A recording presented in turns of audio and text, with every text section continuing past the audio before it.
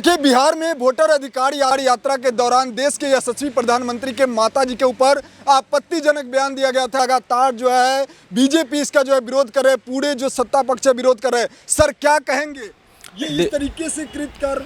देखिए, राहुल गांधी जिस प्रकार से वो मंच साझा किए और वहाँ पे हमारे देश के यशस्वी प्रधानमंत्री के माता के ऊपर आपत्तिजनक बयान दिया गया, मैं उसका निंदा करता हूँ। पहली चीज़।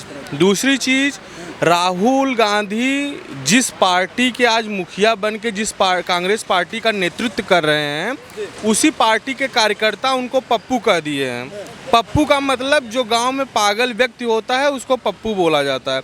जो मानसिक दिवालिया है आदमी, जो मानसिकपन का दिवालिया है आदमी, वो किसी के माँ बहन की क्या इज्जत जानेगा। और रही बात बिहार में, तो बिहार में वोटर आईडी सुप्रीम कोर्ट ने तो कहा कि आप एफिडेविट लेकर आइए। कितने लोग, ना राहुल गए, ना पप्पू गए, ना कोई गया। लेकिन फिर भी आप राहुल गांधी को पप्पू कह रहे। युवा प्रधानमंत्री के युवा चेहरा रात को सपना देखने के बाद, सुबह जागने के बाद वही खाट पे मिलते हैं हम लोग। अगर हम रात को सोते वक्त सपना देख लेते हैं तो सुबह हम खाट पे ही मिलेंगे। ये नहीं कि हम जाके शपथ लेते हुए मिलेंगे। वो जब चुनाव आता है, कभी लोकसभा, कभी राज्यसभा, कभी विधानसभा, हम तो ये कह रहे हैं कि अगर राहुल गांधी को गलती से बिहार में कहीं एक बार एक सीट से वो चुनाव लड़के दिखावें, अगर जीत जावें तो बताइए। कह रहा है कि पूरा गठबंधन इस बार सुपड़ा साफ कर देंगे। गठबंधन, लोकसभा में गठबंधन हुआ था, किसका सुपड़ा साफ हुआ? जीरो से आज राहुल गांधी की वर्तमान स्थिति जो बैसाखी के सहारे चल रहा है, वो बता रहा है रेस के घोड़े की काबिलियत। राहुल गांधी खुद बैसाखी के सहारे पे इंडिया नाम दिए हुए हैं। हमें शर्म आती है कि ऐसे ऐसे बुद्धिजीवी लोग इनका समर्थन करते हैं, जो कि राहुल गांधी को, जो अपना गुरु राहुल गांधी को मानता है, सबसे बड़ा मूर्ख तो वही है। मूर्ख कह रहे हैं। मूर्ख है वो।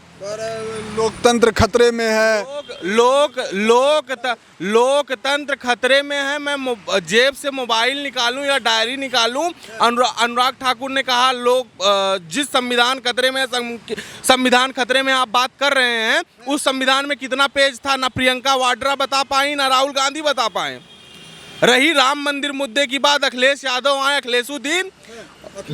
अखिलेशुद्दीन जिस प्रकार से आए हैं, उनके पिताजी पूर्व में कार सेवकों पे गोली चलवाए थे। अखिलेश यादव आज उत्तर प्रदेश में ये जो पीडीए लेकर चल रहे हैं, पंडित डराओ पार्टी बना के रख दिए हैं सपा के।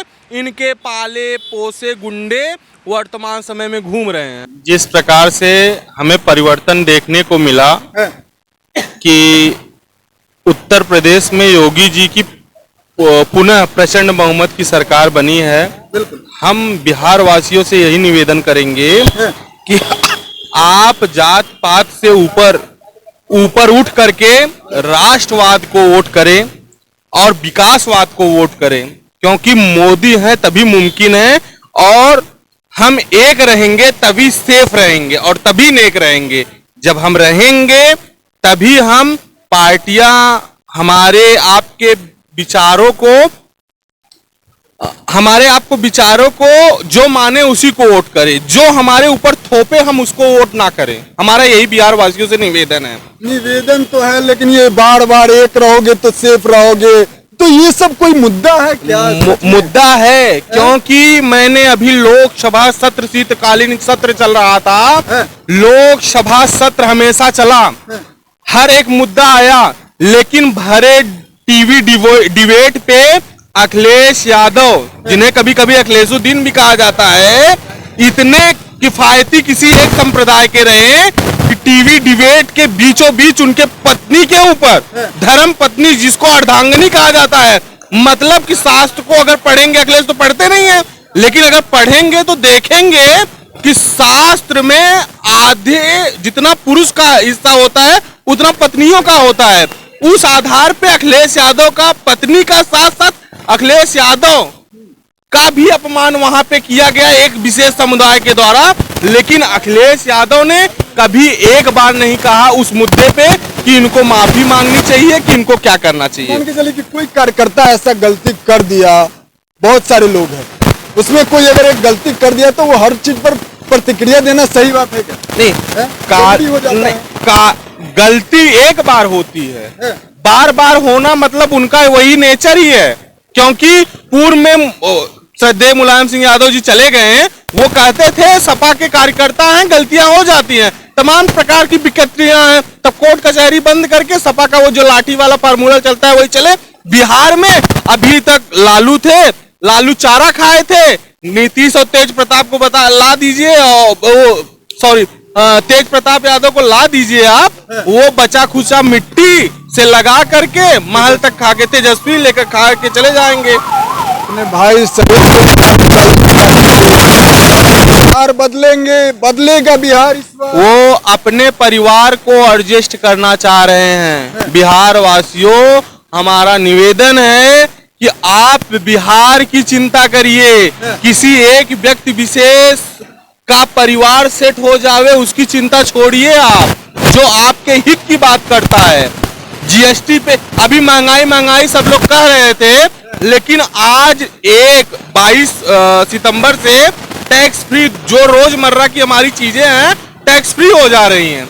हम सरकार की अच्छाइयों पे भी चर्चा करें, जनता को उसको भी बताएं। एक तरफ दोस्त से जब टैरिफ खाए थे तब नहीं बोले। नहीं, टैरिफ हमने खाया था लेकिन हम झुके नहीं थे, हमें झुकाने का प्रयास किया गया, हमारे ऊपर दबाव बनाया गया कि हम झुक जाएं। ये वो भारत नहीं है कि जब हमारे यहाँ 26/11 की घटना होगी हम लव लेटर देकर आपका इंतजार करेंगे कि आप हमें मैसेज दीजिए तब हम बताएं।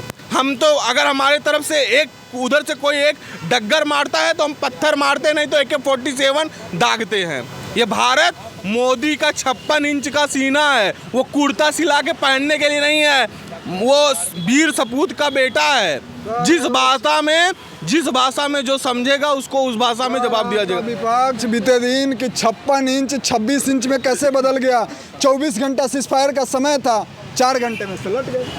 24 घंटे सीज फायर का समय था। हमारे यहाँ हम अपने देश के वीर सपूतों को नमन करते हैं और हमारे जिसकी वजह से हम सुरक्षित हैं, हम वीर सैनिकों के जो सरहद पे हैं, मैं उनको सलाम करता हूं।